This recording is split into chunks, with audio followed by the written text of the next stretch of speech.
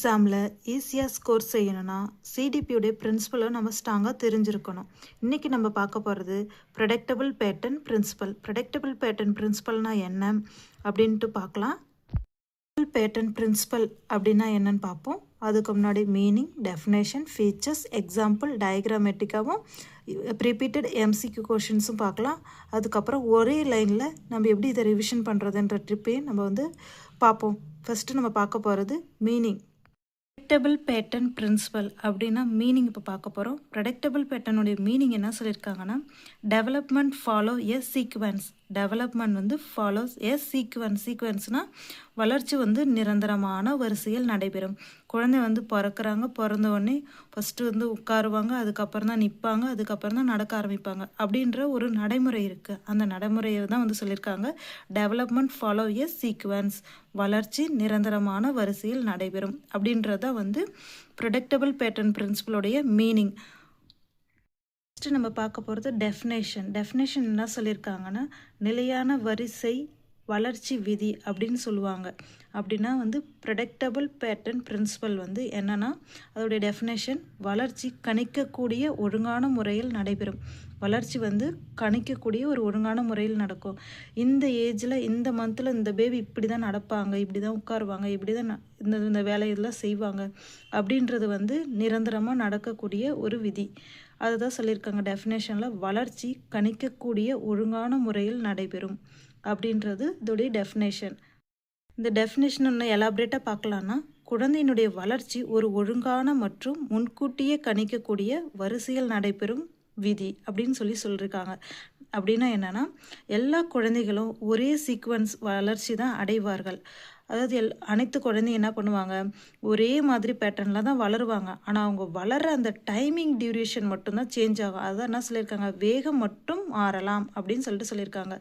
குழந்தையுடைய வளர்ச்சி ஒரு ஒழுங்கான மற்றும் முன்கூட்டியே கணிக்கக்கூடிய வரிசையில் நடைபெறும் விதி.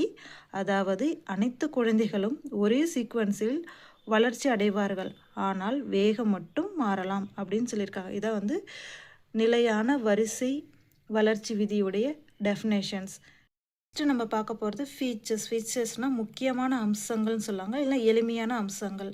இந்த பேட்டர்ன் ப்ரெடிக்டபிள் பேட்டர்ன் பிரின்சிபலுடைய முக்கியமான இல்லைன்னா எளிமையான அம்சங்கள் அப்படின்னு சொல்லிட்டு என்னென்ன பார்க்கலான்னா, ஒழுங்கான வளர்ச்சி, நிரந்தர வரிசை, எளிமையிலிருந்து சிக்கலானது, தொடர்ச்சியான செயல்முறை, எல்லா குழந்தைகளும் ஒரே பேட்டர்னில் இருப்பாங்க, வளர்ச்சியை கணிக்க முடியும், வளர்ச்சி வேகம் மட்டும் மாறும். அப்படின்னா என்னென்னு இப்போ பார்க்கலாம்.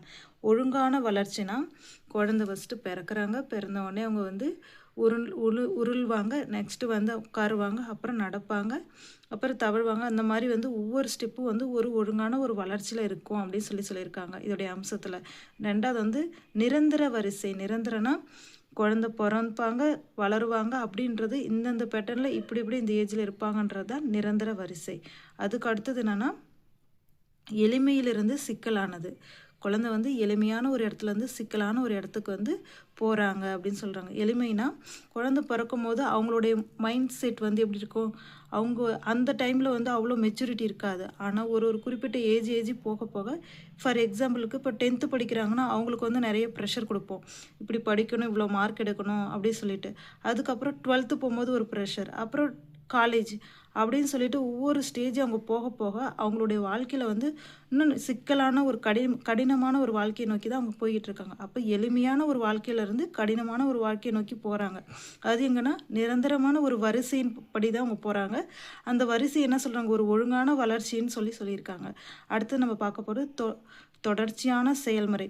இது தொடர்ந்து நடந்துக்கிட்டே இருக்கும். ஒரு குழந்தை பிறக்கிறாங்க, வளர்கிறாங்க, சாப்பிட்றாங்கன்ற மாதிரி குழந்தைக்கு ஒரு பேட்டர்ன் இருக்குது. இந்த ஏஜ் வரைக்கும் பேரண்ட்டு கூட இருக்காங்க, அதுக்கு அடுத்த ஸ்டெப்பு அவங்க மேரேஜ், அதுக்கப்புறம் அவங்க பேபிஸ், அப்புறம் அவங்க கிராண்ட்மா கிராண்ட்பா அப்படின்னு சொல்லிட்டு போயிடுறாங்க. அதான் தொடர்ச்சியான செயல்முறையே நடந்துக்கிட்டே இருக்குது அவங்க லைஃப்பில்.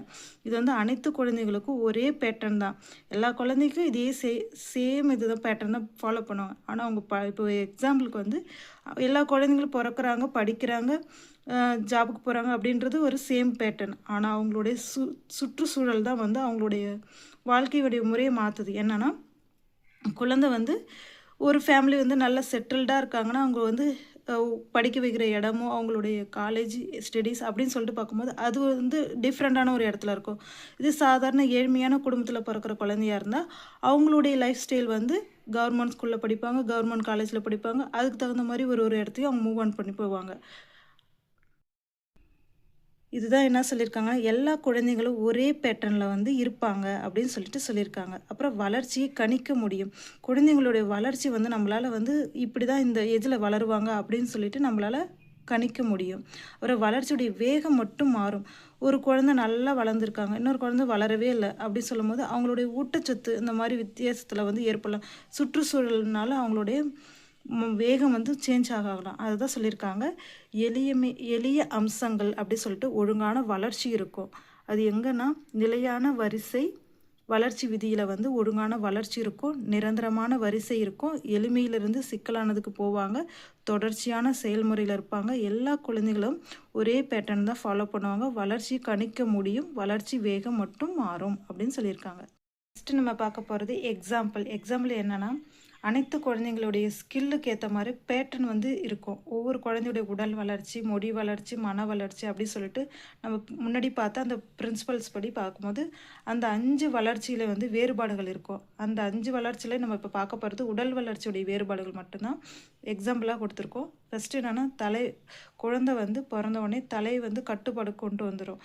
ரெண்டாவது உட்காருதல், குழந்தை வந்து தலை கட்டுப்பாடுக்கு வந்ததுக்கப்புறம் அந்த குழந்தை உட்கார ஆரம்பிப்பாங்க, அதுக்கப்புறம் நிற்க ஆரம்பிப்பாங்க, அதுக்கப்புறம் நடக்க ஆரம்பிப்பாங்க. அதை தான் வந்து எக்ஸாம்பிளாக கொடுத்துருக்காங்க. உடல் வளர்ச்சி வேறுபாடில் வந்து ஃபஸ்ட்டு அது எவ்வளோ தான் அவங்களுக்குள்ள டிஃப்ரென்ஸ் இருந்தாலும் இந்த பேட்டர்ன் படி தான் அவங்க வந்து நடப்பாங்க. தலை ஃபஸ்ட்டு கட்டுப்பாடு கொண்டு வருவாங்க, அதுக்கப்புறம் உட்கார ஆரம்பிப்பாங்க, நிற்க ஆரம்பிப்பாங்க, அப்புறம் நடக்க ஆரம்பிப்பாங்க. இதுதான் வந்து உடல் வளர்ச்சியுடைய வேறுபாடு. ஃபஸ்ட்டு நம்ம பார்க்க போகிறது மொழி வளர்ச்சியுடைய வேறுபாடு. மொழி வளர்ச்சி அப்படி என்ன வேறுபாடு ஏற்படுதுன்னு பார்க்கலான்னா, ஃபஸ்ட்டு க்ரப்ளிங்னா குழந்தை எடுத்த உடனே பேனா பிடிச்சி ரொம்ப அழகாக எழுதலாம் முடியாது. அவங்க அப்போ தான் பேனா பிடிக்க கற்றுக்குறாங்க. கற்றுக்கிட்டதுக்கப்புறம் அந்த பேனாவை பென்சிலை எடுத்து ஃபஸ்ட்டு ட்ராயிங் பண்ணுவாங்க, கிறுக்குவாங்க. அதுதான் வந்து க்ரப்ளிங் சொல்கிறோம். அதுக்கு அடுத்த ஸ்டெப்பு தான் வந்து அவங்க வந்து ஒரு நோட்டில் ஒரு பேனாவில் வந்து இப்படி தான் எழுதணுன்றதை கற்றுக்கிட்டு அழகாக எழுத ஆரம்பிப்பாங்க. இதை தான் சொல்லியிருக்காங்க, மொழி வளர்ச்சி வந்து வேறுபாடு ஏற்படும். ஒவ்வொரு குழந்தையும் அவங்களுடைய வளர்ச்சி பொறுத்து அவங்களுடைய வேறுபாடு ஏற்படுது. க்ரப்ளிங் டு எழுத்து வந்து எழுதுகிறாங்க நல்லா. இதில் வந்து என்னென்ன டெவலப்மெண்ட் ஆகுதுன்னா, பேபிஸ்க்கு வந்து ஃபைன் மோட்டார் ஸ்கில் வந்து ரொம்ப நல்லா டெவலப்மெண்ட் ஆகும். அவங்க ரைட்டிங் ஸ்கில்லும் வந்து நல்லா டெவலப்மெண்ட் கிடைக்கும். லாங்குவேஜ் ஸ்கில் வந்து இன்னமும் நல்லா டெவலப்மெண்ட் ஆகும். ஏன்னா அந்த குழந்தைக்கு வந்து அந்த மொழி புரிஞ்சால் தானே அது உங்களால் எழுதவோ படிக்கவும் முடியும். அதனால் லாங்குவேஜ் நல்லா டெவலப்மெண்ட் ஆகுது, ரைட்டிங் ஸ்கில் நல்லா டெவலப்மெண்ட் இருக்கும், ஃபைன் மோட்டார் ஸ்கில்லும் நல்லா டெவலப்மெண்ட் ஆகும். இது எந்த பிரின்சிபலில் நடக்குதுன்னா, ப்ரெடிக்டபிள் பேட்டர்ன் ஆஃப் பிரின்சிபலில் க்ரப்ளிங்னா எழுத்து வந்து எழுதுதல். அப்படி எழுதும் போது அவங்களுக்குள்ளே வந்து இந்த 3 வகையான டெவலப்மெண்ட்டு நடக்குது. இது 1 மார்க் கொஷனில் அடிக்கடி கேட்குற கொஷின்ஸில் வந்து இந்த fine motor skill development, writing skill development, language skill development எந்த பிரின்சிபலில் நடக்குது அப்படின்னு சொல்லி கேட்டாங்கன்னா, ப்ரெடிக்டபிள் பேட்டர்ன் பிரின்சிபலில் நடக்குதுன்னு நம்ம ஆன்சர் கண்ணை மூடிட்டு எழுதலாம். நெக்ஸ்ட்டு நம்ம பார்க்க போகிறது மொழி வளர்ச்சியுடைய இன்னொரு பேட்டர்ன் என்னென்னா, ஃபஸ்ட் நம்ம ரைட்டிங்கை பார்த்தோம். இப்போ வந்து அவங்க சவுண்டு கொடுக்கறது, அதனால் என்னென்ன டிஃப்ரென்ஸ் ஏற்படுதுன்னு பார்க்கலாம். ஃபஸ்ட்டு எடுத்தோடனே ஒலி எழுப்புனா குழந்தை பிறந்த உடனே அவங்க கத்தரிக்கிறது, ஆ ஆ மா அப்படின்னு சொல்லிட்டு அவங்க சவுண்ட் வந்து ஸ்டார்ட் பண்ணுறது. நெக்ஸ்ட்டு வந்து அவங்க வந்து அந்த உச்சரிப்புக்கு அடுத்து தான் வந்து அவங்க தாய்மொழி என்ன, அவங்க தந்தை என்ன சொல்லி கொடுக்குறாங்க அப்படின்றத ஃபஸ்ட்டு அவங்க புரிஞ்சுக்கிட்டு அவங்க ஒவ்வொரு வார்த்தைகளாக பேசுகிறது. தமிழில் பேசுகிறாங்கன்னா அம்மா அப்பா அப்படின்னு சொல்லிட்டு பேசுவாங்க. ஒவ்வொரு லாங்குவேஜுக்குள்ள அவங்க தாய்மொழியில் என்ன இருக்கோ அதை ஃபஸ்ட்டு வந்து அவங்க சொல்ல ஆரம்பிக்கிற அந்த சொற்களை வந்து உச்சரிக்க ஆரம்பிக்கிறாங்க. அடுத்தது அந்த சொல் உச்சரித்ததுக்கப்புறம் அந்த குழந்தை வந்து ஒவ்வொரு வார்த்தையை கோர்த்து வாக்கியமாக பேச ஆரம்பிக்கிறாங்க. அதான் மொழி வளர்ச்சி ஏற்படுது. அப்போது ஒரு தாய் தந்தை 2 பேரும் ஒரே லாங்குவேஜ் பேசுகிறாங்கன்னா அந்த குழந்தையால் அந்த ஒரு மொழி தான் ஈஸியாக அப்சர்வ் பண்ணி பேச முடியும்.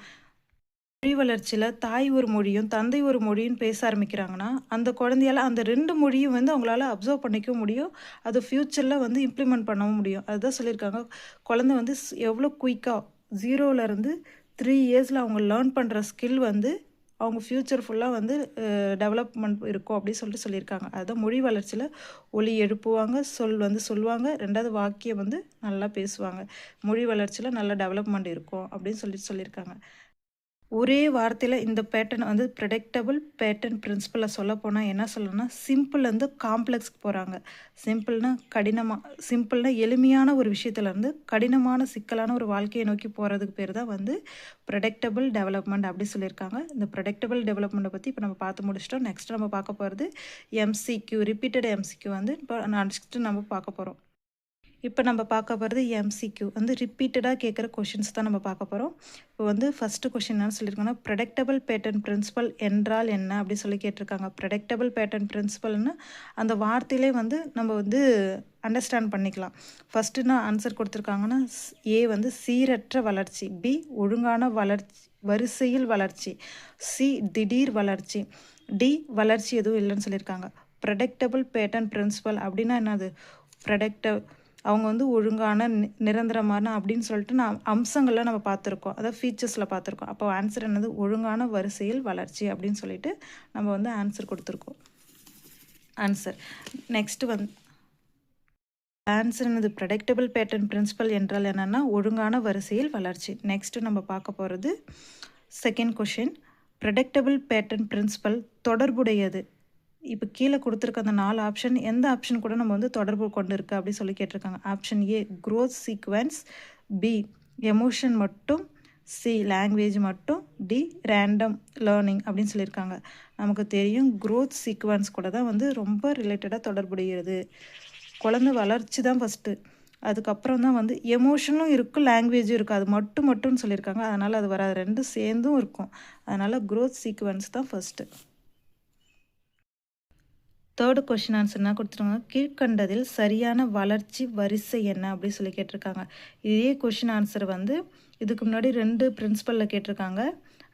அதே கொஷின் ஆன்சர் இங்கேயும் இதே தான் கேட்டிருக்காங்க. என்னன்ட்டு பார்க்கலாம். First A walk sit stand, B sit stand walk, C stand walk sit, D random. கீழ்கண்டதில் சரியான வளர்ச்சியுடைய வரிசை என்னன்னு சொல்லியிருக்காங்க. குழந்தை உட்காந்துருப்பாங்க, அப்புறம் நிற்பாங்க, அதுக்கப்புறம் தான் வாக் பண்ணுவாங்க. அதுதான் வந்து சரியான ஆன்சர். இது வந்து இண்டிவிஜுவல் டிஃப்ரென்ஸில் இந்த கொஷின் ஆன்சர் வந்திருக்கு. அதனால் இது ரொம்ப ரிப்பீட்டட் கொஷின், நல்லா பார்த்துக்குங்க. நெக்ஸ்ட்டு வந்து ப்ரெடிக்டபிள் பேட்டர்ன் பிரின்சிபல் கூறுவது. ப்ரெடிக்டபிள் பேட்டர்ன் பிரின்சிபல் என்ன சொல்ல வருது அப்படின்னு சொல்லிட்டு தான் இந்த கொஷின் கொடுத்துருக்காங்க. ஃபஸ்ட் ஆன்சர் வந்து வளர்ச்சி வந்து ரேண்டமாக இருக்கும், வளர்ச்சின்றது வந்து ஃபிக்ஸ்டு சீக்வன்ஸாக இருக்கும், பின்பற்றுவாங்க அப்படின்னு சொல்லியிருக்காங்க. அடுத்தது வந்து வளர்ச்சி எதுவுமே இருக்காது, வளர்ச்சின்றது ரொம்ப சடனாக நடக்கும், லேர்னிங் அப்படின்னு சொல்லியிருக்காங்க. நமக்கு தெரியும் அது ஒழுங்கான ஒரு ஃபிக்ஸடான சீக்வன்ஸில் தான் இருக்கும் அப்படின்னு சொல்லிட்டு. அப்போ ப்ரெடிக்டபிள் பேட்டர்ன் பிரின்சிபல் கூறுவது என்னென்னா வளர்ச்சி ஃபிக்ஸ்டு சீக்வன்ஸில் பின்பற்றப்படுது, ஃபிக்ஸடான ஒரு சீக்வன்ஸில் பின்பற்றப்படும். நெக்ஸ்ட்டு வந்து மொழி வளர்ச்சி சரியான வரிசை. மொழி வளர்ச்சிக்கு சரியான வரிசை என்ன அப்படின்னு சொல்லிட்டு கேட்டிருக்காங்க. ஃபஸ்ட்டு வந்து சென்டென்ஸ் மேக் பண்ணுவாங்க, அப்புறம் வேர்ட்ஸாக வரும் அப்படி சொல்லியிருக்காங்க. அடுத்தது வந்து பி ஆன்சர்னா குழந்தை அழுகுறாங்க, சவுண்ட் கொடுக்குறாங்க, அப்புறம் வேர்ட்ஸ் வருது, அதுக்கப்புறம் வந்து சென்டென்ஸ் மேக் பண்ணுறாங்க அப்படி சொல்லியிருக்காங்க. சி என்ன சொல்லியிருக்காங்க? வேர்டு வருது, அப்புறம் க்ரை பண்ணுவாங்க. அப்புறம் டி வந்து ரேண்டம் அப்படின்னு சொல்லியிருக்காங்க. நமக்கு தெரியும் மொழி வளர்ச்சிக்கு சரியான ஆன்சர் என்னது? குழந்தை ஃபஸ்ட்டு அழ ஆரம்பிக்கிறாங்க, அதுக்கப்புறம் ஒலி எழுப்புறாங்க, அதுக்கப்புறம் சொல்கிறாங்க, அதுக்கப்புறம் வாக்கியம் வருது. அதுதான் வந்து க்ரையிங், சவுண்ட், வேர்ட், சென்டென்ஸ் அப்படின்னு சொல்லியிருக்காங்க. நெக்ஸ்ட்டு நம்ம பார்க்க போகிறது 5th கொஷின் ஆன்சர். கீழ்கண்டதில் ப்ரெடிக்டபிள் பேட்டர்னுக்கு உதாரணம் என்ன அப்படின்னு சொல்லிட்டு கொடுத்துருக்காங்க.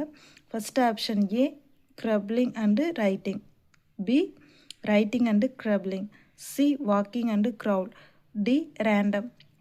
நமக்கு தெரியும் ஆன்சர் என்னது? Scribbling and writing. குழந்தை ஃபஸ்ட்டு கிறுக்க ஆரம்பிக்கிறாங்க, அதுக்கப்புறம் தான் எழுத படிக்க ஆரம்பிக்கிறாங்க. அதான் இதோடைய ஆன்சர். நெக்ஸ்ட்டு பார்க்குறோம் 6வது கொஷின் ஆன்சர். வளர்ச்சி வரிசையில் எது முதலில் வரும்? வளர்ச்சியுடைய வரிசையில் ஃபஸ்ட்டு என்ன வரும் அப்படி சொல்லி கேட்டிருக்காங்க. ஃபஸ்ட்டு வந்து வாக் பண்ணுவாங்க, அதுக்கப்புறம் ஸ்டாண்டிங்கில் இருப்பாங்க, அதுக்கப்புறம் சிட்டிங்கில் இருப்பாங்க, அதுக்கப்புறம் ரன் பண்ணுவாங்கன்னு சொல்லியிருக்காங்க. நமக்கு தெரியும் குழந்தை எடுத்தோடனே உட்கார தான் கற்றுப்பாங்க, அது சிட்டிங். அதுக்கப்புறம் வந்து 7th question answer. Predictable pattern பிரின்சிபலில் எது மாறலாம்? என்ன வந்து மாறும் பேபிக்கு அப்படி சொல்லி கேட்டிருக்காங்க.